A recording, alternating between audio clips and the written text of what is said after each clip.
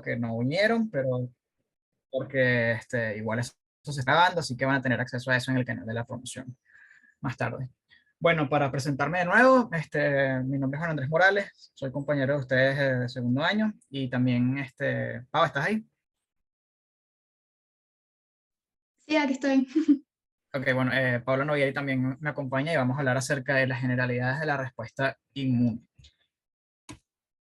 Para empezar un poco con la parte más amplia y luego ir cerrando un poco el enfoque de la actividad, habríamos hablar de qué es la respuesta inmune.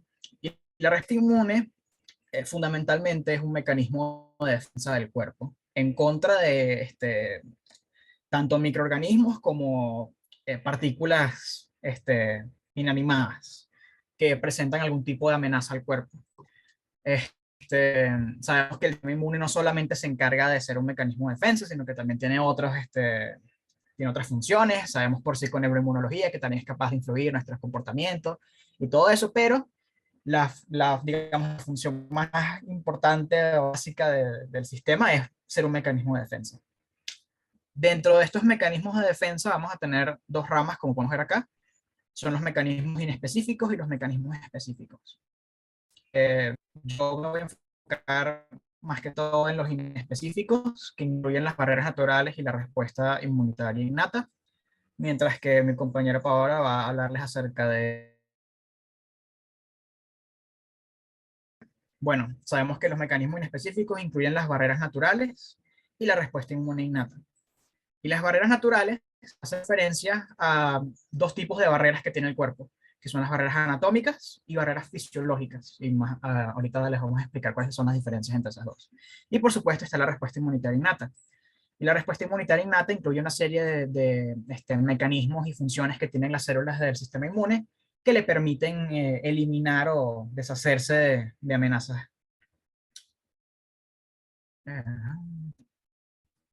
Ajá. Bueno, vamos a hablar entonces bien de la inmunidad innata. La inmunidad innata es el primer frente en la defensa contra los microbios y otras moléculas foráneas. Y por lo tanto, es muy rápida en comparación con la inmunidad adaptativa. Eso lo hemos visto bastante. Sabemos que la respuesta inmune innata puede activarse o puede funcionar al pico de su función en aproximadamente 4 horas, incluso menos, mientras que la respuesta adaptativa toma días o semanas para desarrollarse completamente. Una de las cosas que la diferencia bastante de la inmunidad adaptativa es que la inmunidad innata tiene a su disposición una gran variedad de poblaciones celulares, así como varias otras proteínas, y se le suma también las barreras anatómicas y fisiológicas del cuerpo. Algunas de las poblaciones celulares implicadas incluyen los granulocitos morfonucleares, como neutrófilos, basófilos y eosinófilos, así como otras poblaciones como los monocitos y los macrófagos, los mastocitos, las células dendríticas y los linfocitos NK. Las células dendríticas juegan un papel importante tanto en la inmunidad innata como en la inmunidad adaptativa, y de hecho actúan como una especie de puente entre las dos. Son las células que, a pesar de que otras células también pueden cumplir esa función, no, pero las células dendríticas por excelencia son las que facilitan esa comunicación entre los dos sistemas.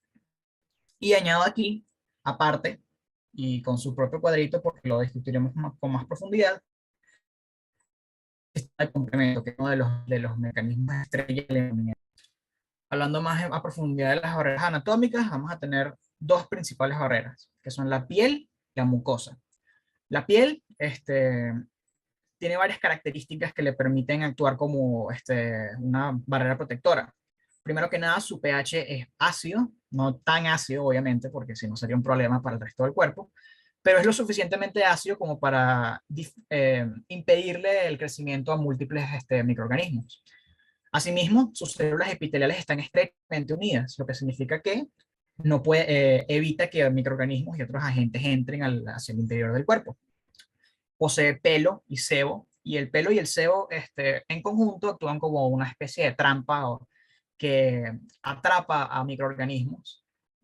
Y, por supuesto, ya hablando más, digamos, dentro de la piel, tenemos a los linfocitos T intraepiteliales y a los queratinocitos, que como vimos en inmunidad de piel, juegan un papel importante en la producción de citoquinas y en la amplificación de la respuesta inmunitaria. Asimismo, debajo de la piel y en varias cavidades del cuerpo tenemos a la mucosa. La mucosa contiene una microbiota protectora, que es la microbiota, digamos, nativa de nuestro cuerpo, y su salud es un factor muy importante que evita que otros microorganismos extraños crezcan y colonicen nuestro cuerpo. Eso lo vimos bastante en microbiología. También posee a nivel microscópico cilios y moco, que de manera similar al pelo y el sebo en la piel cumplen la función de atrapar y movilizar a microbios para que sean captados por células del sistema inmune y sean depuradas. Y como bien sabemos, es rica en la inmunoglobulina A, la cual es bastante importante porque previene la colonización en nuestras mucosas. Más allá de esas son las barreras anatómicas. Ahora, las fisiológicas hacen referencia a las propiedades, valga la redundancia, fisiológicas del cuerpo. Este, Tenemos el pH, como ya lo mencionamos, la piel tiene un pH relativamente ácido, lo cual dificulta el crecimiento de microbios extraños. Asimismo, sabemos que el estómago produce ácido clorhídrico y que el ácido clorhídrico es extremadamente ácido. Y esta es una cualidad que le permite matar muchos tipos de microbios, a pesar de que sí existen algunos que son capaces de soportar esas condiciones, pero la gran mayoría, para la gran mayoría el ácido funciona. Tenemos la temperatura, y la temperatura juega un papel muy importante, que es la respuesta febril. Y la respuesta febril sabemos que es generada por el centro generador de calor del hipotálamo. Asimismo, más allá de ser un efecto global en el cuerpo o sistémico, también hay puntos específicos donde aumenta la temperatura y generalmente esto ocurre en puntos donde está ocurriendo una infección. Entonces es una manera relativamente fácil de saber dónde está el foco de infección. Ahora, la respuesta febril, sabemos que la razón por la cual es efectiva para evitar el crecimiento de microbios es porque los microbios tienen ciertos rangos de temperatura en la cual su crecimiento es óptimo. Y al modificar la temperatura interna del cuerpo, generalmente subiéndola obviamente, este, esto puede afectar los ciclos de crecimiento de microbios y dificultar su crecimiento, lo cual facilita el trabajo del sistema inmune, porque no tiene que luchar contra tantos microbios. Y más allá de la temperatura tenemos a los mediadores químicos. Y los mediadores químicos incluyen a todas las proteínas y enzimas que produce el cuerpo que asisten en la defensa del mismo. Tenemos a las lisocimas, a los interferones que juegan un papel importante en la defensa antivírica y a a los péptidos antibacterianos. Aquí tenemos algunos ejemplos de péptidos antimicrobianos o antibacterianos. Tenemos a las defensinas, de las cuales hay alfa y beta, a las catalicidinas y las histatinas. Las defensinas son producidas por células epiteliales, granulocitos y células epiteliales específicamente del páncreas y del riñón. Y cumplen un papel importante en la defensa antibacteriana porque se insertan en la pared bacteriana y como bien sabemos, la pared bacteriana tiene una gran cantidad de mecanismos que hay funcionamiento y supervivencia de la bacteria. Entonces, al insertarse en esa pared y irrumpir las funciones de esta misma, puede matar a la bacteria y evitar que se reproduzca. Las catalicidinas, por otro lado, son producidas por macrófagos y neutrófilos, y esto lo hacen constitutivamente, y también lo pueden producir los queratinocitos. Sin embargo, esto no es de manera constitutiva. Sabemos que constitutivamente, para recapitular un poco el término, que recuerdo que había mucha confusión con respecto a eso al principio de la materia, el hecho de que algo secrete o de que una célula secrete algo constitutivamente significa que una vez que se ha alcanzado su madurez, es decir, su estado, digamos, de mayor desarrollo, produce ese compuesto de manera natural. Es decir, no necesitan ningún estímulo externo o la ayuda de otra célula para secretar ese componente. Sin embargo, si lo hace de manera constitutiva, significa que sí requiere de otra célula o de una citoquina o de otra molécula que digamos, le permita empezar a generar esa molécula. La función de la catalicina incluye la neutralización de microorganismos y asimismo puede activar otros leucocitos de la inmunidad innata. Y finalmente tenemos las histatinas. Y las histatinas juegan un papel importante en las glándulas salivales y la mucosa de la boca porque promueven la cicatrización. Aquí hay otras barreras fisiológicas que son la fagocítica, endocítica, inflamatoria y las defensas antivíricas. Y no las expando tanto porque si se dan cuenta, todas estas barreras son funciones propiamente dichas del sistema inmune. Es decir, la barrera fagocítica se refiere a la capacidad que tienen las células del sistema inmune de fagocitar células o moléculas extrañas. La barrera endocítica hace referencia a la capacidad que tienen múltiples células del cuerpo, no solamente las células inmunes, de endocitar moléculas externas. La barrera inflamatoria hace referencia al mecanismo de inflamación propiamente dicho. Y las defensas antivíricas hace referencia a los interferones y otras proteínas que secreta el cuerpo para evitar que los virus se aprovechen de las células del cuerpo. Ahora, la inmunidad innata tiene dos componentes humorales importantes. El sistema de complemento, que como ya mencioné, lo vamos a explicar un poco más a detalle adelante, que son proteínas séricas de origen hepático, las cuales interactúan con microbios de múltiples formas, causando su destrucción por choque osmótico. Recordemos que esta no es la única función del complemento. Obviamente lo explicaremos más adelante, pero igual es importante que sepan que esto no es lo único que hace el complemento. Pero, digamos, la función que casi todo el mundo asocia con el complemento es esa, el choque osmótico. Y por otro lado tenemos a los reactantes de fase aguda, que también se relacionan con el sistema de complemento. Así como el sistema de complemento son proteínas séricas, igualmente los reactantes de fase aguda son en su mayoría proteínas séricas que son también sintetizadas en el hígado y que se sintetizan en respuesta a fenómenos inflamatorios gracias a citoquinas proinflamatorias como la interleucina 1, 6 y el factor de necrosis tumoral alfa. Tienen múltiples funciones. De hecho, aquí en el cuadro podemos ver varios reactantes de fase aguda, y como podemos ver hay algunos que les puse unas estrellitas para que vean que muchas moléculas de las cuales hemos visto en fisiología y en materias son reactantes de fase aguda.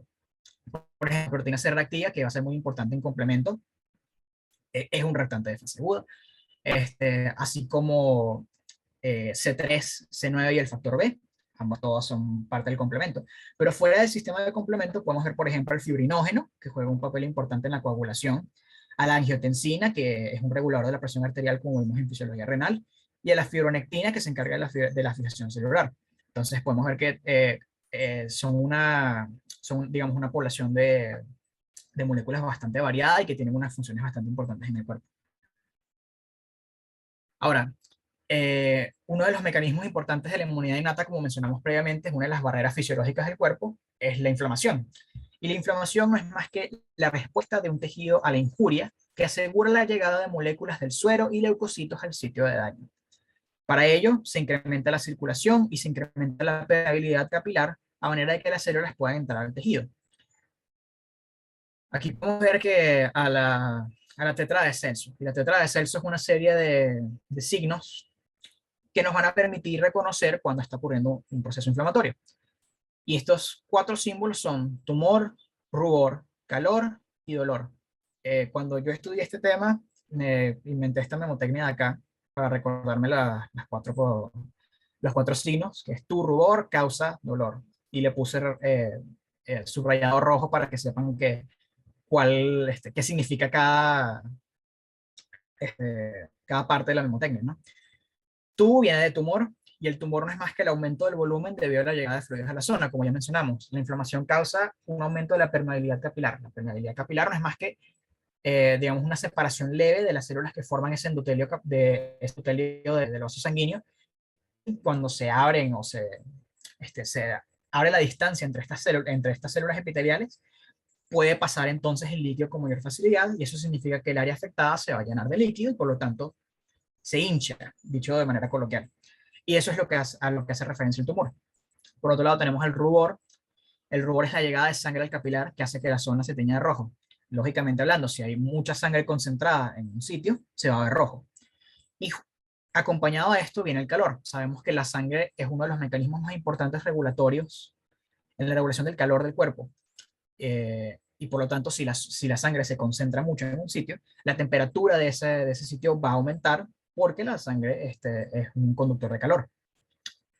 Y por último tenemos dolor. Y el dolor hace referencia a mediadores liberados por los leucocitos que generan sensación de dolor, como por ejemplo la sustancia P y otras moléculas similares que van a generar una sensación dolorosa.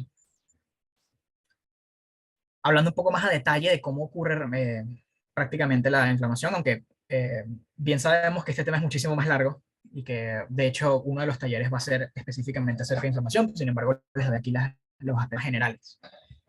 Aquí tenemos que los macrófagos residentes en el tejido cuerpo liberan tanto citoquinas como quimiosinas. Recordemos que las quimiosinas se diferencian de las citoquinas porque se encargan de atraer a poblaciones celulares a donde se encuentran, mientras que las citoquinas tienen funciones, digamos que interactúan con células y generan funciones, cambios de funciones dentro de estas. Las citoquinas actúan sobre las células endoteliales, y esto hace que se separen, aumenta la permeabilidad de los vasos. Además, las quimiosinas actúan como moléculas atrayentes para los leucocitos que se encuentran en la sangre, justamente lo que acabo de explicar. El proceso de migración hacia el sitio donde se encuentran las quimiosinas se conoce como quimiotaxis. Si quieren recordarlo de una manera un poco tosca, pero funciona, es un taxi y por lo tanto los taxis llevan a personas a un destino específico, por lo tanto la quimiotaxis es cuando algo facilita o atrae a células hacia un punto específico. Podemos ver acá que sí hay dos tipos de inflamación, la crónica y la aguda. Y ya debemos saber a estas alturas que cuando algo es agudo es porque ocurre en un periodo de tiempo bastante reducido y específico, mientras que si es crónico es algo que perdura en el tiempo. Entonces, si una inflamación se vuelve crónica, significa que es una inflamación que perdura, que dura mucho tiempo. Y la inflamación es un proceso que es bastante destructivo. Por lo tanto, si una inflamación se hace crónica, esto va a generar bastante daño en el tejido específico. Esto suele ocurrir en casos como, por ejemplo, la tuberculosis, en donde el sistema inmune no es capaz de deshacerse completamente del microbio que está causando la enfermedad y, por lo tanto, genera un proceso inflamatorio constante, el cual va degenerando el tejido pulmonar. Por otro lado, una inflamación aguda se elimina en días y, por lo tanto, no suele dejar tantos daños importantes. Ahora, este es un tema bastante importante dentro de la inmunidad innata, y son sus receptores. Las células del sistema inmunitario no tienen especificidad. Lo pongo en rojo porque esta es una de las características más importantes, digamos, de la inmunidad innata. No es específica. La inmunidad adaptativa, por otro lado, sí es específica. Esto significa que los receptores del sistema inmunitario no son, o sea, no son capaces de reconocer nada, o sea, no son específicos, pero no por eso son tontos. Tienen la capacidad de reconocer características comunes en los patógenos que no se encuentran expresadas en las células animales. Entonces, los receptores de la inmunidad innata son capaces de distinguir entre nuestras propias células o células que pertenecen a animales, digamos, que pertenecen al grupo de los mamíferos, que son relativamente similares a los nuestros, y son capaces de distinguir esto es del mamífero y esto es de algún otro tipo de microbio. Y esto lo hacen porque son capaces de reconocer patrones moleculares asociados a patógenos y patrones moleculares asociados a daño, que son respectivamente PAMPs y DAMPs. Los patrones moleculares asociados a patógenos o PAMPs, bueno, como el nombre se explica a sí mismo, son patrones moleculares, es decir, características específicas que tienen los patógenos que se repiten en todos, pues en todos los tipos de microbios. Las bacterias tienen una serie de patrones moleculares, los virus tienen una serie de patrones moleculares, los parásitos tienen una serie de patrones moleculares, los hongos tienen una serie de patrones moleculares que son compartidas por todo ese grupo de microbios. Sin embargo, como mencionábamos, el sistema inmunitario no tiene especificidad. Entonces, el sistema inmunitario innato y sus receptores de reconocimiento de patrones, que son también llamados PRR, van a poder saber que algo es una bacteria. Sin embargo, no van a poder decirte cuál bacteria es específicamente. Supongamos una Salmonella typhi o alguna otra bacteria, Neisseria gonorrhoeae, por ejemplo. Estas dos bacterias son muy distintas, tienen características distintas, sin embargo, el sistema inmunitario innato solamente te va a decir eso es una bacteria y no va a profundizar. Son también capaces de reconocer los otros componentes que mencionamos, que son los TAMs. Y estos son moléculas, proteínas, que son producidas por el cuerpo del huésped cuando hay daño o estrés celular. Hay varios ejemplos de esto y uno de los más importantes que vemos acá, por ejemplo, son las proteínas de choque térmico, el urato monosódico, que es el causante de la gota, y proteínas nucleares como por ejemplo la HMGB1. Cuando una célula es destruida por algún tipo de daño o estrés celular, estas proteínas del núcleo son liberadas al medio extracelular y el sistema inmunitario puede reconocerlas como un DAMP y esto puede generar una respuesta inflamatoria. Por otro lado, los PAMPs, como mencionamos, son moléculas que son comunes en varios tipos de microbios. Por ejemplo, el lipopolisacárido en las bacterias gram negativas es un PAMP. El ácido teicoico y lipoteicoico en las bacterias gram positivas son PAMPs. Los mananos en la pared celular de las levaduras y los glucolípidos en las micobacterias son todos PAMPs. Y podemos ver, son componentes que se presentan en todos los organismos pertenecientes a un grupo específico. Entonces, todas las bacterias gram negativas tienen lipopolisacárido y todas las bacterias gram positivas tienen ácido teicoico y lipoteicoico. Y los PAMs, los receptores de reconocimiento de patrón, reconocen a estos elementos y nos permiten decir si es una bacteria o es un virus o es un hongo, etc. Ahora, estos son PAMs extracelulares. También pueden haber PAMs intracelulares, como por ejemplo secuencias no metiladas en ADN bacteriano, el CpG, que se refiere a la unión entre citosina y guanina por un fosfato que está presente en el ARN bacteriano, y el ARN de los virus. Todos estos son, digamos, componentes que son capaces de reconocer estos receptores.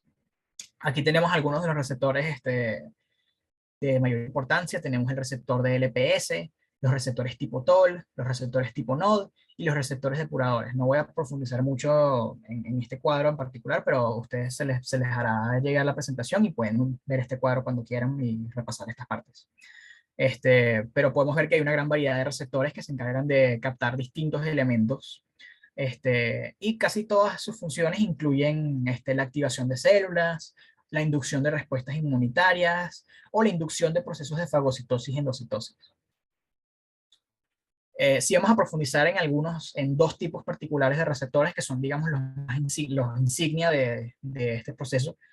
Y digamos, el más reconocido es el TLR o Toll-like receptor. Son moléculas con capacidad de reconocer a PAMPs y, por lo tanto, de desencadenar la respuesta inmunitaria innata. Y las podemos encontrar en varios sitios, principalmente en las membranas celulares. También las podemos encontrar en el citosol y en vesículas endosómicas. Este, Generan señales de peligro y son capaces de reconocer tanto PAMPs como DAMPs, y esto activa, estas señales de peligro que se producen pueden activar a otras células, como por ejemplo las células dendríticas o los macrófagos. Envían señales al núcleo celular y eso estimula la producción de interferones, citoquinas y quimiosinas. Es decir, que cuando una célula del sistema inmunitario innato eh, capta un ligando particular a través de sus receptores TOL, esto generará una serie de señales intracelulares que van a llegar al núcleo y que van a estimular la expresión de genes que codifican para la producción de este distinto tipo de moléculas. Pueden ser interferones, citoquinas o quinosinas. Aquí en la imagen les dejo los distintos tipos de TLR que hay. Hay hasta 10. Cada uno de ellos capta un ligando distinto. Por ejemplo, el TLR5 capta la flagelina presente en varias bacterias. El TLR8 es capaz de captar el ARN presente en virus. El TLR4 capta lipopolisacáridos, etc. Podemos ver que tienen una gran variedad de ligandos, lo cual los hace bastante versátiles. Por otro lado, tenemos los receptores tipo NOD. Los receptores tipo NOD son sensores intracelulares, a diferencia de los receptores tipo TOL, que como vimos anteriormente, podían estar en contacto con el medio extracelular. Son también capaces de captar tanto PAMPs como DAMPs y desempeñan papeles claves en la regulación de la respuesta inmunitaria innata y de la respuesta inflamatoria y apoptótica. Se asocian a rutas de amplificación de señales intracelulares.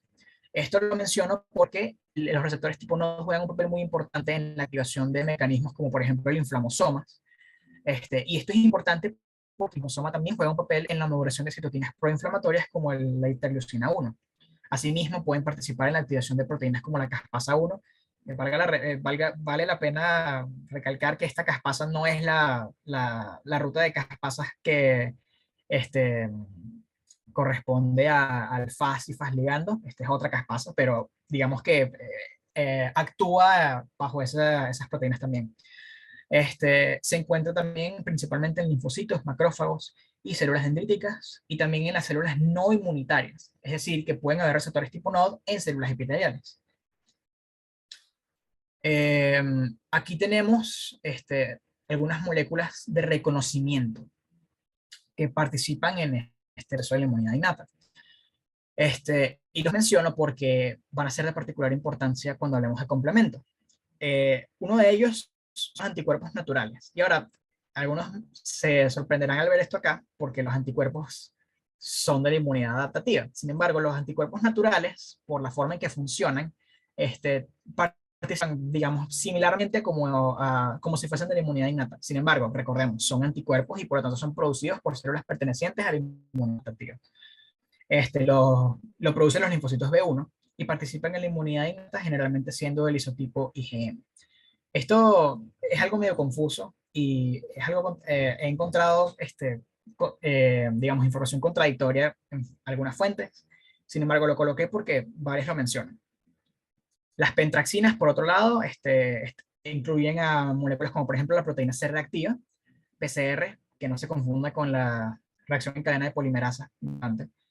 Y como bien sabemos, la proteína C reactiva juega un papel importantísimo en la activación de complemento y en el proceso de opsonización de antígenos. Luego tenemos a las colectinas, que se unen a determinados azúcares en la superficie de patógenos. Esto también participa en el sistema de complemento, como veremos más adelante. Específicamente, la lectina fijadora de manosa es una colectina. Y también tenemos a las ficulinas. Y las ficulinas son proteínas de defensa, que son sensores de señales de peligro. Y participan en la opsonización y activación del complemento. Se unen a este compuesto de acá, que es la N-acetilglucosamina, y al ácido lipoteicoico presente en bacterias gram positivas. Ahora que ya discutimos las partes más generales de la inmunidad, vamos a hablar específicamente del sistema de complemento. El sistema de complemento es uno de los mecanismos, junto con la inflamación, es uno de los mecanismos más importantes que tiene la inmunidad innata para lidiar con amenazas. No necesariamente por el tema del CAM y el choque osmótico, sino porque también cumple otras funciones que asisten mucho más con una mayor variedad de amenazas. Sin embargo, vamos a empezar por el principio. Hay dos vías de complemento que forman parte de la inmunidad innata, y es la vía alterna y la vía de las lectinas. ¿Por qué la vía clásica no está aquí? Y en el dibujo lo mencionan. Eso es porque la vía clásica se activa a través de la unión antígeno-anticuerpo. Y como están los anticuerpos acá, que son producidas por la inmunidad adaptativa, no se considera que es parte de la inmunidad innata. Solamente la vía de las lectinas y la vía alternativa, que no dependen de anticuerpos, son consideradas parte de la inmunidad innata. La vía clásica es parte de la inmunidad adaptativa. El sistema de complemento participa en la lisis de microorganismos, facilita la fagocitosis de los mismos y favorece los procesos inflamatorios. Entonces ya vemos aquí que no solamente se encarga de eliminar microorganismos, sino que también facilita otros procesos que van a hacer que esa eliminación de los microorganismos sea mucho más rápida y más efectiva. La activación del complemento siempre es una proteólisis secuencial. Esto significa que es digamos, la separación de fragmentos proteicos en una secuencia específica que va a producir a varias enzimas que van a encargarse de separar a otras proteínas, que van a encargarse de separar a otras proteínas, que luego se van a unir para formar el complejo de ataque a membrana. Es importante mencionar que que los productos del complemento se unen de forma covalente a las superficies microbianas o a los anticuerpos unidos a los microbios y otros antígenos. Se unen de forma covalente, es decir, que esa unión es muy fuerte y es difícil separarla. Y ahora se preguntan, ¿cómo sabe un producto del complemento que se está uniendo a un microbio y no a una célula propia? Y eso es porque el sistema de complemento es inhibido por proteínas reguladoras que están presentes en las células del anfitrión y que no están presentes en los microbios. Más adelante, al final de esta parte, va a ver un cuadro con esas proteínas inhibitorias que se encargan de evitar que el complemento se torne contra nosotros. Estas proteínas se encargan de minimizar el daño causado por el complemento en las células del anfitrión. Aquí podemos ver un esquema bastante digamos, cortico de cómo funciona cada una de las vías, la alterna y las lectinas. Sin embargo, lo vamos a explicar más a detalle. Algo importante de mencionar del sistema de complemento es que hay moléculas que son comunes para las vías, pero cada vía va a tener moléculas que solamente están en esa vía. La vía clásica se caracteriza porque tiene la proteína C1 y podemos ver acá también a la C2, a la C4. Y la C3, que está puesta aquí en negra, es importante porque está presente en todas las vías. Es muy importante, al igual que la C5. Es una proteína que se requiere para llevar a cabo las funciones del complemento. La vía alterna tiene a varias moléculas, como por ejemplo el factor B, el factor D y la properdina, que van a formar a las convertasas que participan en la función de la misma. Y la vía de las lectinas se caracteriza por la presencia de las proteínas MASP, que está tanto 1 y 2, como la proteína de unión manosa, que fue una de las colectinas que mencionamos previamente. Sabemos entonces que la vía final común de todas estas tres vías es esta secuencia de proteínas, de C5 a C9, y esto lo veremos más adelante. Como ya hemos mencionado varias veces, cada ruta de sus mecanismos es únicos, es decir, lo que activa la vía clásica no es lo mismo que activa la vía alternativa, y lo que activa la vía alternativa no es lo mismo que activa las lectinas. Pero al fin y al cabo, cuando todos estos procesos de activación ya terminan, al final el mecanismo de complemento para la formación del CAM es el mismo. Se forma la convertasa C3, que luego forma la tasa C5, que luego forma el complejo de ataque a membrana, y este complejo de ataque a membrana se encarga de llevar a cabo la lisis del microorganismo a través del choque osmótico. Aquí tenemos un esquema de cómo funciona la vía alterna del complemento. La vía alterna del complemento tiene una particularidad, y es la presencia de lo que se llama la convertasa fluida, o la presencia, sí, la convertasa fluida o C3I. Vamos a empezar aquí por acá. La proteína de C3 interactúa con el agua que está presente en el medio extracelular del cuerpo, es decir, el agua normal que tenemos nosotros, y en el proceso se activa, convirtiéndose en C3I. El factor B, que hemos hablado previamente, se va a unir a esta C3I, y acto seguido se le une bien el factor D. Y el factor D se encarga de hacer una proteólisis aquí en el factor B, separándola en un fragmento A y un fragmento B. El fragmento A queda libre, mientras que el fragmento BB se encarga de quedarse unida a la C3I y forma así la convertasa inicial o convertasa fluida. Esta convertasa, a menos de que se encuentre con un microbio, no va a realizar ninguna función con las células de nuestro cuerpo, a menos que exista algún tipo de patología en el que las proteínas inhibitorias del organismo. Pero si se encuentra con un microbio, entonces va a llevar a cabo una proteólisis y va a interactuar con otra molécula de C3 y lo va a separar. Entonces vamos a tener a dos moléculas, C3A y C3B. C3B es la que se va a unir a la pared del microorganismo, que es la que podemos ver aquí en el fondo. Y va a ocurrir un proceso bastante similar al que ocurrió aquí arriba con la convertasa inicial. Se le va a unir el factor B va a realizar una proteólisis sobre el factor B, se pierde la parte B, mientras que la parte BB se queda unida a C3B. Y luego se le va a unir la properdina. Y esta properdina, unida con la BB, unida con la C3B, va a formar la convertasa de C3 propiamente dicha, que es distinta a la que tenemos acá, que es la fluida. Si se dan cuenta, tiene la properdina añadida, y además el C3B no es fluido, sino que es el C3B propiamente dicho. Acto seguido, esta convertasa de C3 va a ejercer su efecto de nuevo sobre otra molécula de C3, convirtiéndola así en C3B y C3A, mientras que C3B va a quedarse unido a el factor BB. Y va a haber dos moléculas de C3B que están unidas a ese factor BB. Y esta va a ser la C5 convertasa. Va a encargarse de realizar una proteólisis sobre C5, formando así C5B y C5A. Ahora, si se dan cuenta, las partes B siempre son los fragmentos B en esta ruta que se quedan pegadas a la pared del microbio, mientras que los fragmentos A quedan separados y quedan como libres. No se dice aquí cuál es su función, excepto aquí. Y eso es porque C3A y C5A son anafilotoxinas. Y las anafilotoxinas juegan un papel importante en la activación del proceso inflamatorio, porque los mastocitos tienen receptores que son específicos para estas moléculas. Y cuando detectan a su ligando, se desgranulan. Y sabemos que los mastocitos tienen una serie de moléculas que la permeabilidad vascular y múltiples otras funciones que mencionamos en la parte de inflamación. Entonces, al llevar a cabo esta función, o al haber presencia en las filotoxinas, llevan a cabo varios de los pasos requeridos para que se inicie una respuesta inflamatoria. Y aquí tenemos la vía de las lectinas. Y la vía de las lectinas es muy similar a la vía clásica, solamente que en lugar de ser activada por la unión de un antígeno con su anticuerpo, es activada porque el complejo MBL+, formado por la lectina de unión de manosa y las dos serinas proteasas más 1 y 2, reconoce a carbohidratos presentes en la superficie del microorganismo. Una vez aquí, el MASP, o la proteína serinproteasa 1, va a encargarse de realizar una proteólisis sobre las moléculas C2 y C4, formando así fragmentos de C4A, C4b, C2a, C2b. El fragmento C4a queda libre como una anafilotoxina y el fragmento C2b queda libre también. Los fragmentos C2a y C4b se unen para formar la convertasa de C3. Fíjense lo curioso aquí.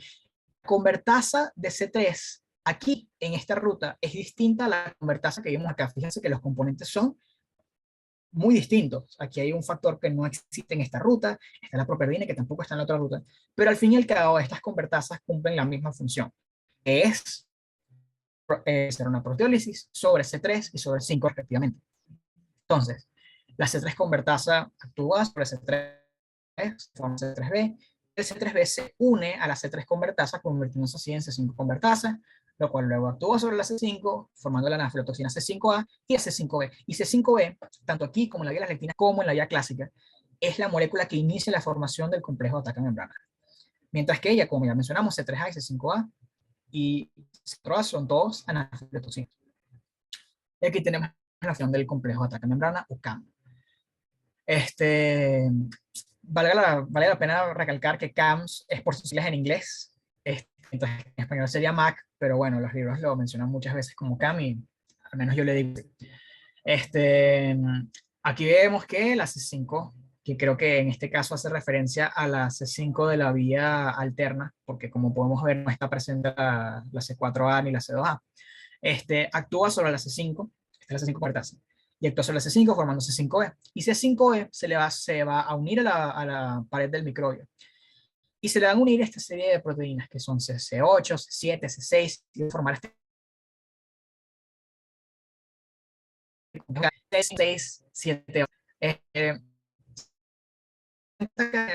podemos ver que C8 tiene como una forma de gota o una especie de aguijón. Y este aguijón se inserta en la membrana del microbio. Por eso se dice que este complejo de acá, el C5, 6, 7, 8, tiene una capacidad limitada de generar lisis en el microorganismo. Sin embargo, no es igual de fuerte que la del complejo de ataque a membrana completo. Y el complejo de ataque a membrana completo se forma cuando múltiples copias de la proteína C9 se polimerizan y se unen a este complejo proteico de acá, que es el C5, 6, 7, 8, y forman un poro. Y ese poro altera las presiones de las células y se llama el osmótico, es decir, todos los contenidos que están acá dentro del microbio salen expulsados al medio extracelular y eso obviamente mata a la célula. Vale la pena recalcar aquí que este es un mecanismo que a pesar de que está muy bien diseñado y es una de las funciones insignia del sistema de complemento, es muy limitada su función. Y eso se debe a que nosotros no vivimos en un mundo donde las bacterias aparecieron ayer. Las bacterias han estado en este planeta por mucho más tiempo que nosotros y mientras nosotros hemos existido se han adaptado a nuestro sistema de defensa y han generado una serie de mecanismos que impiden que este sistema que este complejo de ataque a membrana realice su función. Generalmente las bacterias con cápsula o las bacterias con paredes celulares, digamos, densas o más fuertes, rechazan a este sistema de complemento. Y no solamente porque son demasiado gruesas como para que funcione, sino porque también tienen moléculas que se encargan de deshacer este complejo proteico que se forma y eso evita que funcione el complejo de ataque a membrana. Entonces, de ahí viene la importancia de las otras funciones del complemento, porque no solamente se trata de hacer este complejo. Como podemos ver acá, y esto es una de las cosas que, al menos en mi experiencia conversando con mis compañeros, me he dado cuenta que esta era una de las cosas que en donde más se caía la gente cuando les tocaba hablar de complemento, y es que el tema de las múltiples funciones que tiene el complemento. Entonces, si hay una parte específica de mi presentación que quiero que le presten bastante atención, es esta parte específica, porque vi muchos casos en donde la gente se caía específicamente en esto. Primera función del sistema de complemento, la ozonización. Las moléculas B que vimos que quedaban como descartadas en las vías que les expliqué previamente, no es que son inútiles y quedan ahí como basura. Tienen una función y es la de opsonizar. Opsonizar no es más que estas moléculas se adhieran a la pared de ciertos microbios y a través de esto sirvan como una especie de indicador para varias células del sistema inmune de que esto aquí es algo peligroso.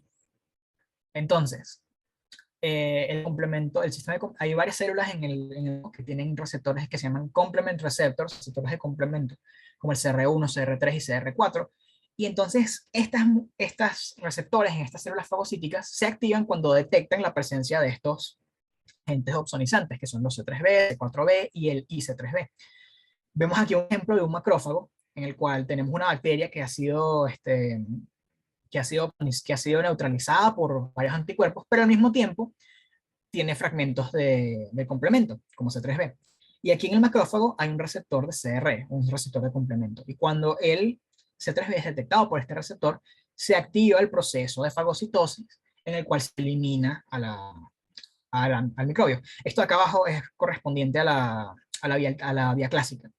Entonces no lo voy a explicar mucho, pero sepan que eso también ocurre, o sea, cuando la inmunoglobulina M se une a una bacteria, eso permite el inicio de la vía clásica y por lo tanto permite que la bacteria que ha sido opsonizada pueda ser fagocitada por las distintas células fagocíticas del sistema inmune. Esta parte de acá ya la hablamos, que es el CAM, y como vemos, las bacterias que participan en su formación son el C5 y el C9, forman poros en la membrana celular. De hecho, aquí podemos ver las imágenes en microscopía electrónica, muy interesante.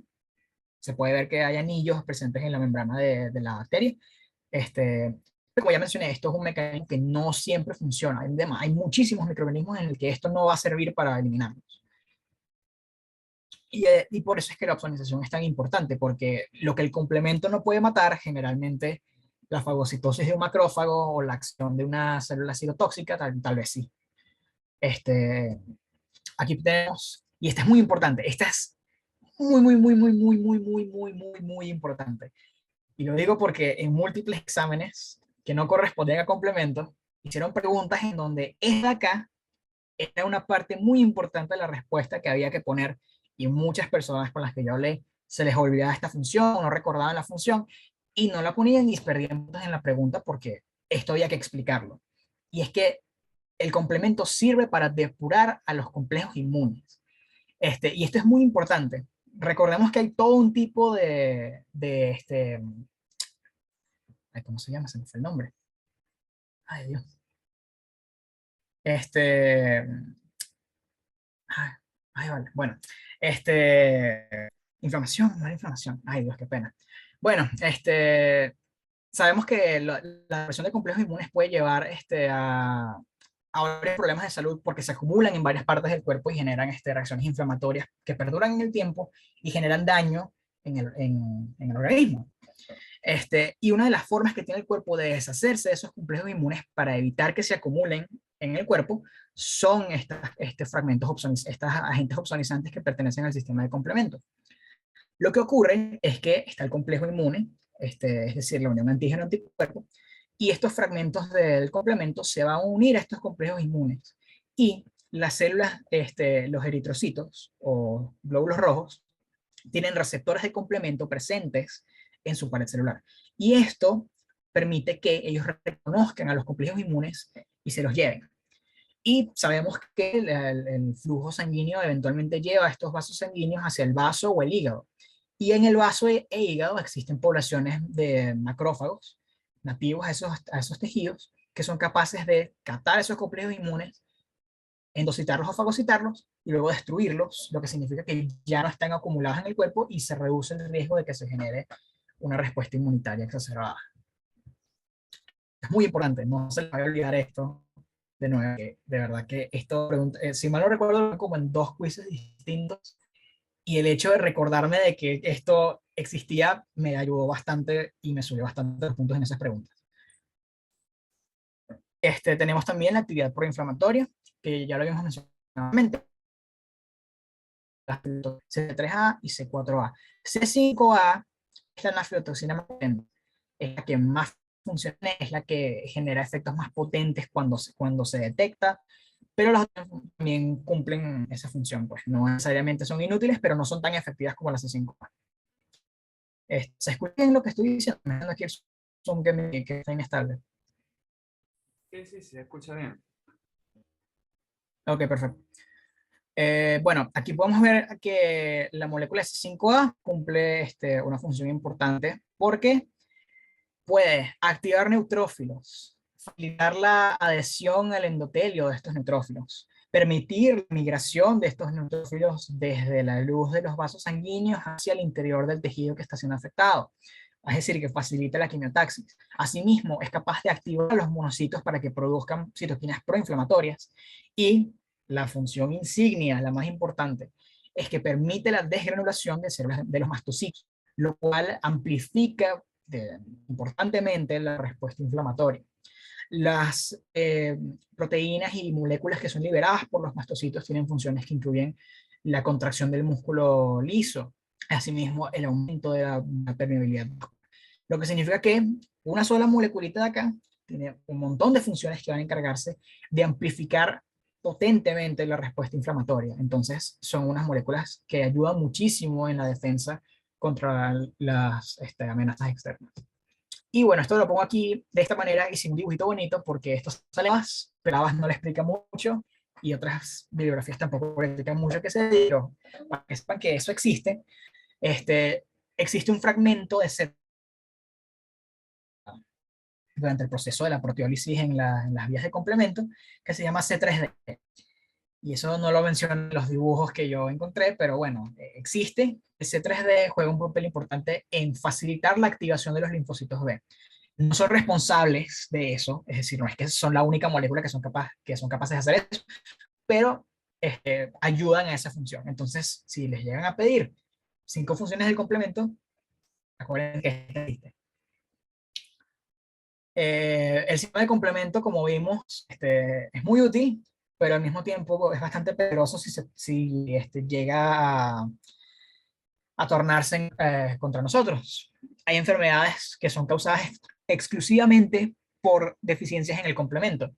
El lupus eritematoso sistémico, por ejemplo, es causado por deficiencias en el complemento. El edema angioneurótico hereditario, el cual es activado es causado por una falta de proteínas inhibitorias complemento, como por ejemplo la C1 inhibidora.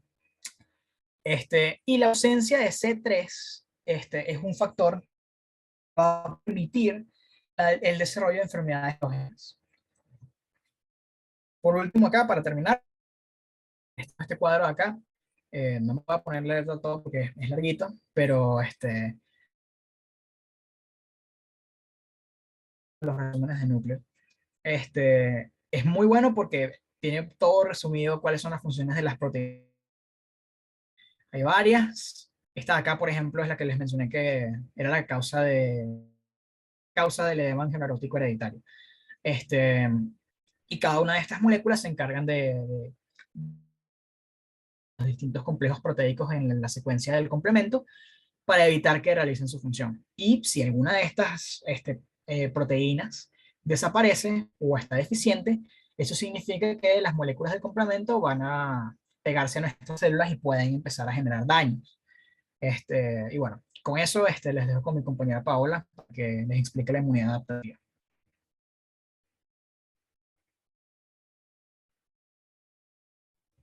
Hola, ¿se escucha bien? Sí, se escucha bien. Chévere, gracias.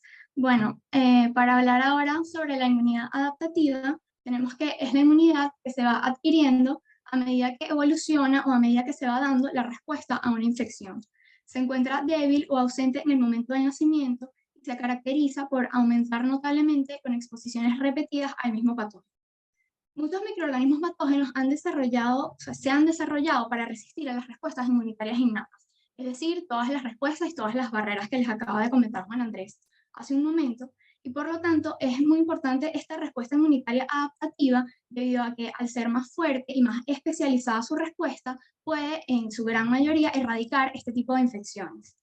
Ahora, es muy importante mencionar que la respuesta adaptativa no tiene una actividad independiente de la respuesta innata, sino más bien, tanto la inmunidad innata como la adaptativa se relacionan entre sí y tienen amplia comunicación. Destaca el papel que cumplen las células dendríticas debido a que a través de sus receptores de reconocimiento de patrones pueden reconocer a los antígenos en el sitio de la infección, son capaces de procesarlos y migrar hacia los órganos linfoides secundarios donde van a presentar esos antígenos procesados unidos a una molécula de complejo mayor de isocompatibilidad, y esto permite activar de esta manera a los linfocitos T e iniciar lo que serían las respuestas inmunitarias adaptativas. La inmunidad adaptativa va a estar mediada principalmente por los linfocitos T y los linfocitos B. Los linfocitos T, por su parte, van a mediar la respuesta inmunitaria celular específica contra el antígeno, mientras que los linfocitos B van a mediar la respuesta inmunitaria humoral y se encargan de producir los anticuerpos específicos contra el antígeno que van a realizar diferentes actividades biológicas para eliminar los patógenos. Siguiente, por favor.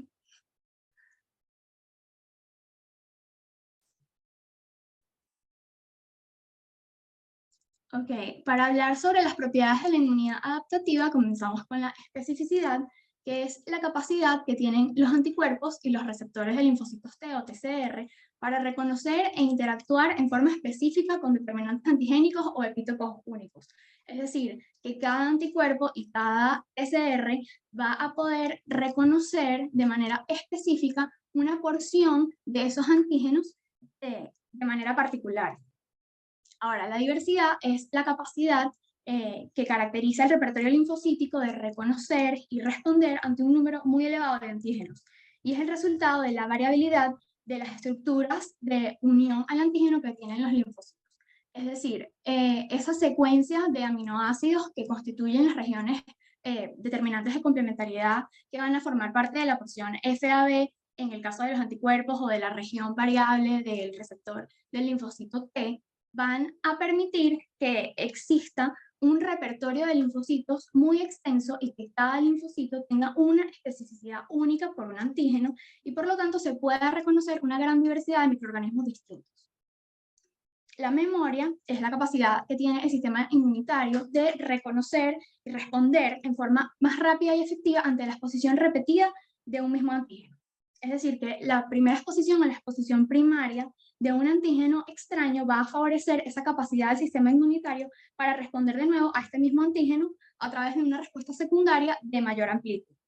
Esto se debe a que cuando el organismo se expone por primera vez a un antígeno y se desarrolla la respuesta inmunitaria, se van a generar células efectoras que son de vida media corta y van a actuar en ese momento para mediar las respuestas para eliminar el antígeno, y se van a generar una población de células de memoria que tienen una vida media larga y que se acumulan y son mucho más numerosas que los linfocitos vírgenes específicos frente al antígeno. Y además van a poder actuar con mayor rapidez y mayor fuerza frente a la exposición repetida de un antígeno. Siguiente, por favor.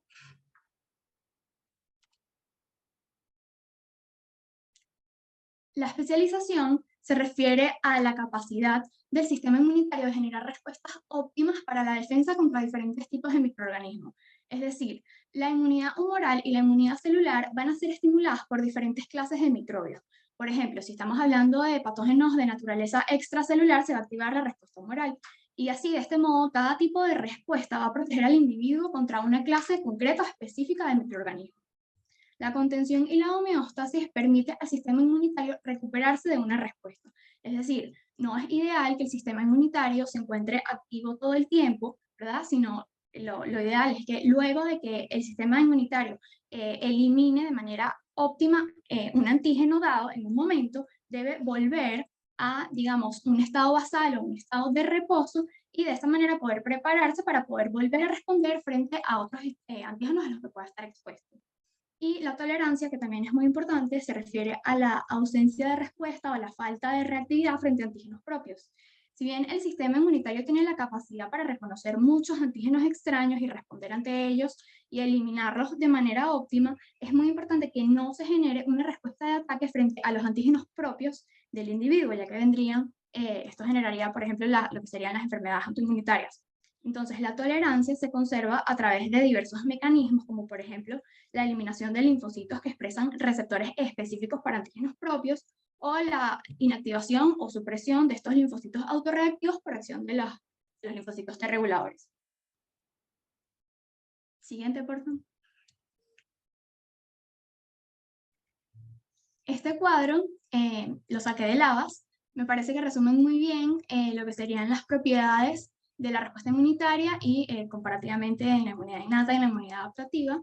Tenemos que, como mencionó Juan Andrés con respecto a la especificidad, la inmunidad innata va a ser frente a estas moléculas comunes expresadas en la superficie de los patógenos, los PAMPs, o en la superficie de células que tienen algún tipo de daño celular, y la inmunidad adaptativa pues va a tener especificidad frente a antígenos microbianos y no microbianos, frente a los epítopos de los patógenos. Entonces es mucho más específica la respuesta y los receptores que van a mediar la respuesta. La diversidad en la inmunidad innata está muy limitada debido a que estos receptores de reconocimiento de patrones van a estar codificados por genes en la línea germinal, mientras que la inmunidad adaptativa es muy diversa debido a que estos receptores se van a formar por recombinación somática de segmentos génicos. Después lo vamos a ver un poco mejor. La inmunidad innata no cuenta con memoria inmunológica, mientras que la inmunidad adaptativa sí. Y en cuanto a la tolerancia o falta de reactividad, tanto la inmunidad innata como adaptativa van a contar con esta propiedad. Sin embargo, la inmunidad adaptativa a veces pudiera tener algún fallo, y es cuando vienen a ser las enfermedades autoinmunes, en el caso de que fallen pues, los mecanismos de tolerancia o la actividad de los linfocitos T reguladores, por ejemplo. Y en relación a los componentes, tenemos las barreras celulares y químicas en la inmunidad innata de la piel, epitelio de mucosas y los péptidos antimicrobianos, y en la inmunidad adaptativa vendrían siendo los linfocitos en el epitelio, los anticuerpos secretados en las superficies epiteliales. En relación a las proteínas sanguíneas, la más destacada en la inmunidad innata sería el complemento, como ya vimos, y en la inmunidad adaptativa serían los anticuerpos. Y las células, principalmente en la inmunidad innata, son los fagocitos, las células dendríticas, linfocitos NK, mastocitos, y la inmunidad adaptativa, que serían los linfocitos T y linfocitos B.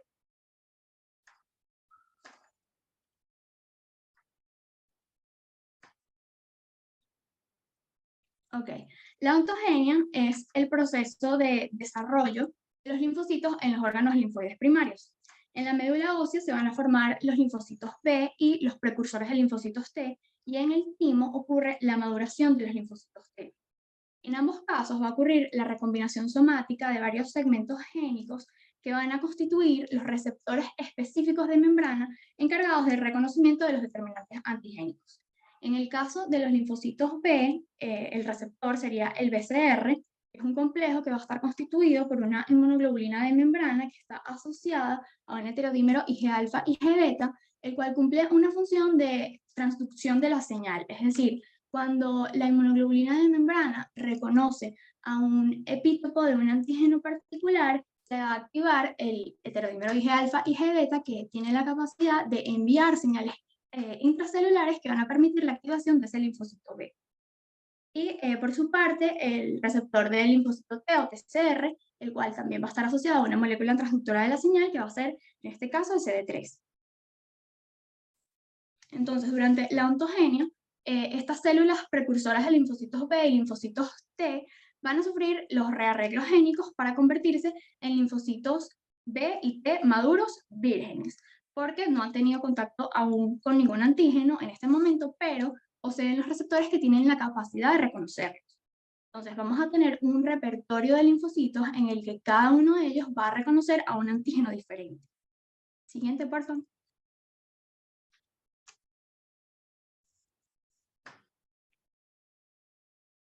Entonces, cuando ingresa un antígeno al organismo y tenemos nuestro repertorio de linfocitos, solamente el linfocito que es específico para ese antígeno lo va a reconocer y se va a activar. ¿Y qué pasa? Tiene que proliferar a través de un mecanismo que es conocido como la expansión clonal. Entonces, la expansión clonal es ese proceso mediante el cual un linfocito que ha reconocido a un antígeno prolifera generando copias idénticas de especificidad, lo que constituye un clon. Es decir, un clon es un conjunto de linfocitos que van a reconocer de manera específica a un único antígeno. De estos nuevos linfocitos que se generaron va a haber una población de linfocitos efectores, que son de vida media corta y que van a mediar todas estas funciones efectoras para eliminar al antígeno en ese momento, y se van a formar también una población de linfocitos de memoria que van a persistir en el tiempo. Entonces es muy importante que se dé este proceso de expansión clonal, porque si no ocurriera, por ejemplo, si solamente reaccionara el único linfocito que tiene el receptor específico para el antígeno, se activa y reacciona y da una respuesta. Esa respuesta sería muy débil y no sería suficiente para eliminar al antígeno. Entonces es necesario que se genere esa proliferación de un clon de linfocitos antígeno específicos para poder atacar mejor y dar una respuesta más fuerte. Y bueno, también lo que acabo de comentar de la población de células de memoria que actuarían en este caso una respuesta secundaria en caso de una nueva exposición a este antígeno. Siguiente, por favor. Ok, para hablar brevemente sobre los tipos de inmunidad adaptativa, primero tenemos la inmunidad activa, que es aquella que se confiere mediante la exposición, básicamente, a un antígeno extraño. Entonces se va a estimular el sistema inmunitario de la persona a la que se está exponiendo a cierto antígeno extraño a su cuerpo y se va a generar una respuesta inmunitaria que va a tener especificidad y que va a tener memoria porque se van a activar la población de linfocitos, se van a generar linfocitos efectores y linfocitos de memoria. Puede ser la inmunidad activa natural, que es aquella que se adquiere después de una infección, o activa artificial, que es aquella que se adquiere a través de, por ejemplo, la administración de vacunas. Y tenemos la inmunidad pasiva, que es aquella que se confiere básicamente a través de la transferencia de anticuerpos de una persona inmunizada a otra que no ha tenido contacto con el antígeno. Entonces, esa persona que se le transfiere el receptor se vuelve inmune a un antígeno específico al cual nunca ha estado expuesto. Entonces, va a tener una respuesta que es específica porque los anticuerpos que se le transfieren son específicos para un antígeno en particular, pero no va a haber memoria, porque en realidad no se está estimulando el sistema inmune de ese receptor, simplemente se están transfiriendo los anticuerpos que van a mediar funciones efectoras en un momento dado, por lo que la respuesta va a ser de mucho menor duración. Y puede ser pasiva natural, en el caso, por ejemplo, de la transferencia de inmunoglobulina G a través de la barrera placentaria a las mujeres embarazadas de la madre al feto, y a través de la transferencia de IgA a través de la leche materna. O puede ser, en el caso de la inmunidad pasiva artificial, por ejemplo, la administración directa de anticuerpos a través del suero, tratamientos de anticuerpos monoclonales, ese tipo de cosas. Siguiente, por favor. Ok, y para hablar entonces ahora de la inmunidad humoral y de la inmunidad celular. Primero tenemos la inmunidad humoral, que es básicamente el principal mecanismo de defensa contra los microbios extracelulares y sus toxinas, por ejemplo, las bacterias extracelulares. Van a ser reconocidos por los linfocitos T y el mecanismo efector son los anticuerpos que secretan los linfocitos B activados, bueno, las células plasmáticas, que es la forma diferenciada de los linfocitos B. Entonces, estos anticuerpos son los que realmente van a mediar las funciones efectoras que van a buscar bloquear las infecciones y eliminar esos microbios extracelulares. Y la inmunidad celular, que va a estar mediada por los linfocitos T, tenemos que va a ser primero una respuesta contra microbios extracelulares que puedan ser fagocitados y vivir. Por ejemplo, dentro de los macrófagos, se va a activar los linfocitos T cooperadores que van a secretar citoquinas responsables del reclutamiento y la activación de células fagocíticas como macrófagos y neutrófilos que van a mediar pues, la eliminación de estos microbios, de estas células en particular. Y también tenemos que la inmunidad celular va a ser un mecanismo de defensa contra los microbios intracelulares, por ejemplo, los virus, que van a infectar a células propias del cuerpo y se replican allí. Entonces, este estímulo va a generar la activación de linfocitos T citotóxicos que van a mediar directamente la muerte de las células infectadas. Y bueno, ya lo vamos a ver un poco mejor.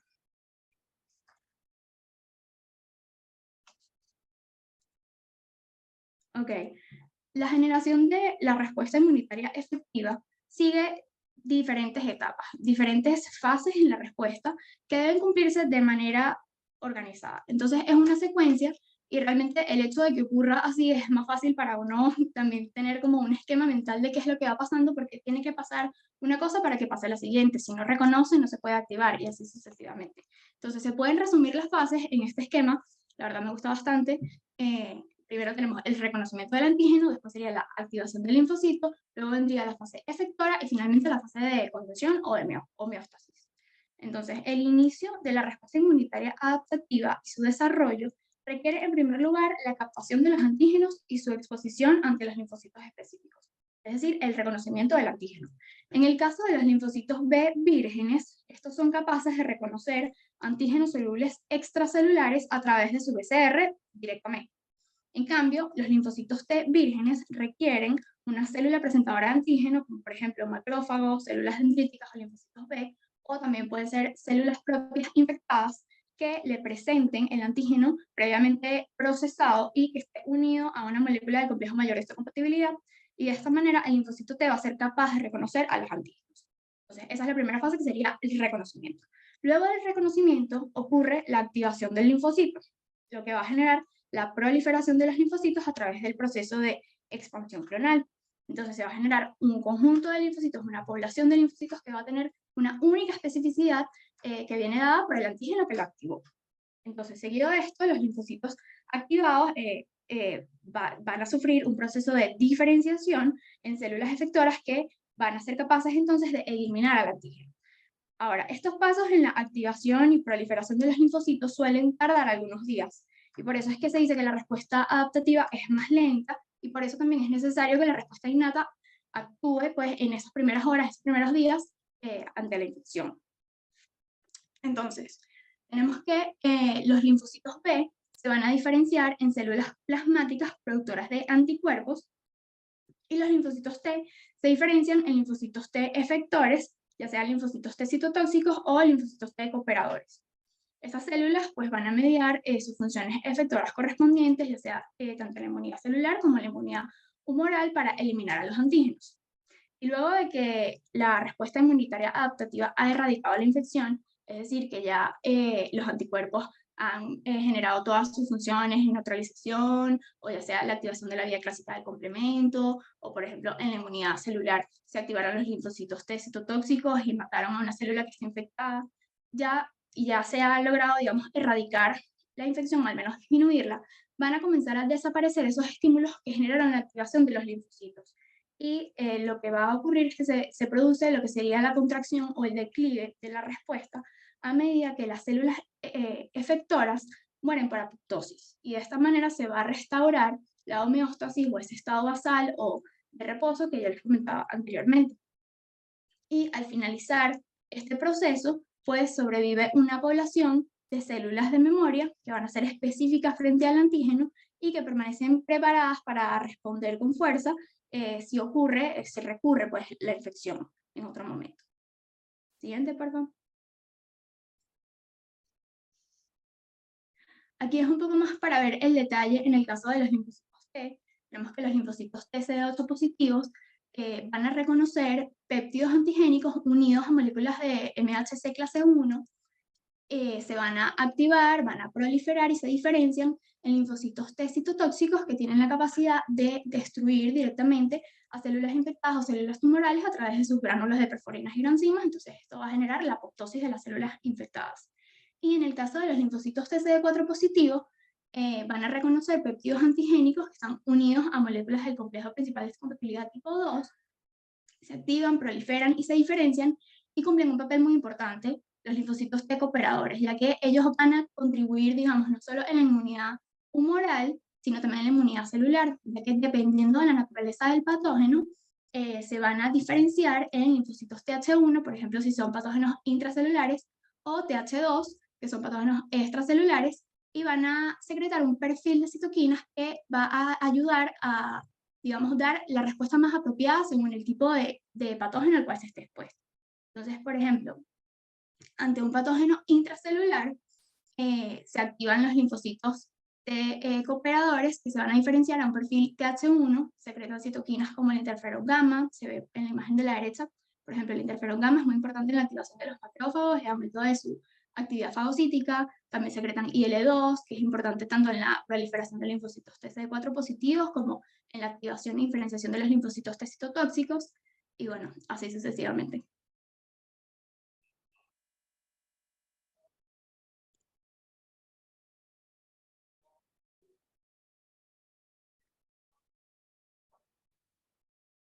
Y aquí un poco para resumir todo lo que comenté anteriormente, haciendo un poco más de énfasis en lo que serían las funciones efectoras, sabemos que los linfocitos B van a reconocer a los microbios extracelulares o las toxinas y se van a diferenciar en células plasmáticas que producen anticuerpos. Y estos anticuerpos son los que van a mediar las funciones efectoras, es decir, por ejemplo, la neutralización de ese microbio que va a bloquear la entrada del patógeno a la célula del huésped, la opsonización que va a marcar a los patógenos y de esta manera promueve su fagocitosis mediante su reconocimiento a través de receptores para la porción Fc de los anticuerpos que presentan los macrófagos y los neutrófilos. De esta manera entonces se promueve la fagocitosis o la activación de la vía clásica del complemento con todas las funciones que mencionó Juan Andrés anteriormente. En el caso de los linfocitos T cooperadores, van a reconocer antígenos microbianos presentados por células presentadoras de antígenos, se van a activar y van a producir citoquinas que van a estimular ya sea la respuesta inflamatoria o la activación de los macrófagos o activación y proliferación y diferenciación de linfocitos T y linfocitos B, dependiendo de la naturaleza del patógeno. En el caso de los linfocitos T citotóxicos, ellos van a reconocer las células infectadas que expresan los antígenos microbianos a través de una molécula de MHC clase 1, se van a activar en linfocitos T citotóxicos que van a mediar directamente la muerte de las células infectadas, y en el caso de los linfocitos T reguladores, que realmente ellos cumplen una función más bien en lo que sería la supresión de la respuesta de otros linfocitos, y esto es importante para que no ocurran respuestas inmunitarias exacerbadas. Y bueno, creo que ese fue un resumen general de lo que sería la inmunidad adaptativa, las células que se activan, las funciones efectoras, y siempre es muy importante considerar qué tipo de patógeno está estimulando la respuesta, porque de eso va a depender qué células se activan, qué vías se activan, y pues las respuestas que se van a mediar.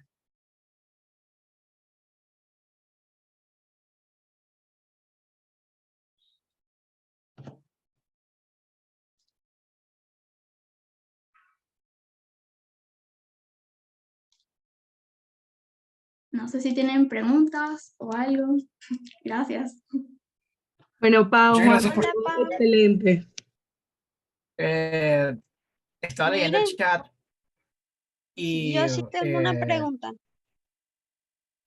antes de responder la pregunta, hay una acotación aquí que realizó Javier, que es verdad, que algunos autores también incluyen en la tetra de Celso al signo de Virchow, y eso básicamente es impotencia funcional, debilidad o impotencia funcional. Entonces a lo demás que les mencioné, tumor, rubor, calor y dolor, le pueden añadir también impotencia funcional y no estaría mal, porque sí se considera parte de eso. Ahora, disculpa por la interrupción. ¿Cuál era tu pregunta? Tranquilo, Juan. Quería preguntarles si me podrían explicar cómo ocurre la neutralización. No sé si es que la célula va a tener unos receptores, no sé si me pueden decir el nombre de los receptores, o cómo el linfocito B va a neutralizar a la molécula. Bueno, el primer error que tienes en la concepción ahí es que la neutralización es algo que realiza el linfocito B. El linfocito B se encarga de producir anticuerpos, más no se encarga de neutralizar. Los anticuerpos que produce el linfocito B son los que neutralizan. La manera en que yo entendí neutralización, abierto a otras formas de verlo, pero la manera en que yo lo entendí, lo he explicado en los exámenes y me ha resultado, es que la neutralización básicamente se encarga de pegar, los anticuerpos se pegan a moléculas que utiliza el microbio para interactuar con células de nuestro cuerpo. Entonces supongamos que tienes un virus, la famosa proteína Spike del COVID, por ejemplo. Esa proteína es la que utiliza el virus para interactuar con las células del cuerpo e infectarlas. Un anticuerpo que sea en contra de esa proteína se pega a esa proteína y la neutraliza efectivamente, porque si está pegado al anticuerpo ahí, él no va a poder interactuar con su blanco. Entonces, por eso es que esa partícula viral queda incapacitada, no es capaz de realizar su función. Entonces, eso es lo que realiza, lo que significa neutralizar, que un anticuerpo neutralice una molécula. Gracias, Juan. De nada. ¿Alguna otra pregunta?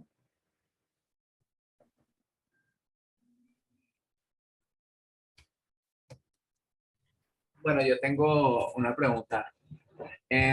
Mi pregunta es, si los linfocitos B1, que es una subpoblación de linfocitos B que produce específicamente anticuerpos naturales, siguen entrando dentro de la clasificación de inmunidad adaptativa o pasan a formar parte de la inmunidad innata, porque he leído que los linfocitos B1 forman parte de la inmunidad innata, pero no sé si... Sí, eso es una confusión.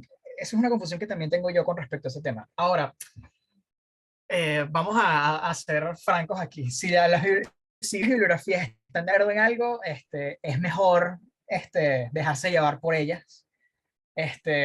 Sin embargo, desde un punto de vista de lo que nos enseñaron a nosotros en clase, generalmente un anticuerpo no se debería considerar, o un linfocito B no se debería considerar parte de la inmunidad innata. Sin embargo, como el sistema de complemento es un mecanismo de defensa que tiene la inmunidad innata y los anticuerpos juegan un papel importante dentro de el funcionamiento de una de las vías, que es la vía clásica, y también están los anticuerpos naturales que en términos de función, digamos, actúan como si fuesen parte de la inmunidad innata. Supongo que sí estaría, o sea, sí sería adecuado mencionarlos como parte de la inmunidad innata. Sin embargo, como regla general, o al menos a mi parecer, este, no debería considerarse parte de la inmunidad innata porque eso tiene, o sea, Paula lo explicó más a detalle, pero eso tiene receptores específicos, tiene un montón de características que son completamente distintas a las de las células de la inmunidad innata. Sin embargo, si el consenso científico es que se deberían considerar parte, entonces, bueno, que acoplarse a eso, ¿no? Pero por lo menos a mí no me cuadra. No, bueno, sí, tienes razón. Gracias, Juan.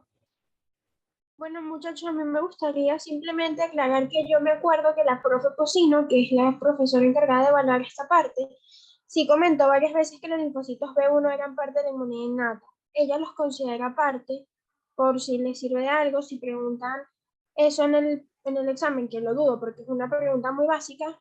Yo en mi examen lo incluiría, porque ella lo dijo varias veces, que los B1 y los Bueno, interepiteliales eran parte. Entonces, al final sabemos que depende mucho de la persona que te corrija y en realidad, pues claro, ella sí. dice que forman parte, Pero bueno, sí, es como dices tú, si la pero yo pienso lo bibliografía y mismo que además, tú, Juan. Yo pienso lo sí, bueno, mismo, pero si la bibliografía y este, también Posino exacto, se acoplan a eso, obviamente lo mejor para que responder es que sí forman parte, exacto. ya que así. Más Por si allá de que acaso, tengamos, pues. más allá de que tengamos desacuerdos, lo que digan los profesores y lo que diga la bibliografía importa más. Exacto. Por si acaso, pues. ¿Alguno Gracias. tiene otra preguntita? Porque, o sea, voy a terminar de grabar esta sección de preguntas, pero para hablar del tema del cronograma de los talleres o de las preparadorías, sí voy a dejar de grabar porque no es pertinente para la grabación. ¿Alguno tiene otra duda?